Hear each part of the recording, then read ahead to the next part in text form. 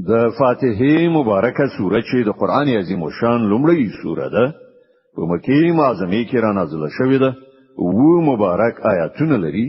تلاوت او پښتو ترجمه یې له لومړي آیت څخه اوري اعوذ بالله من الشیطان الرجیم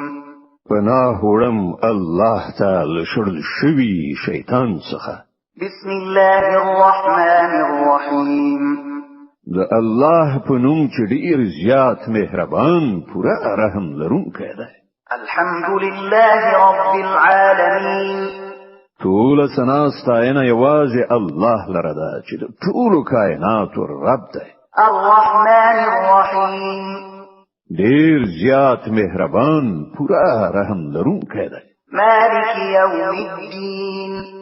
د جزا د ورځې مالک دی إياك نعبد وإياك نستعين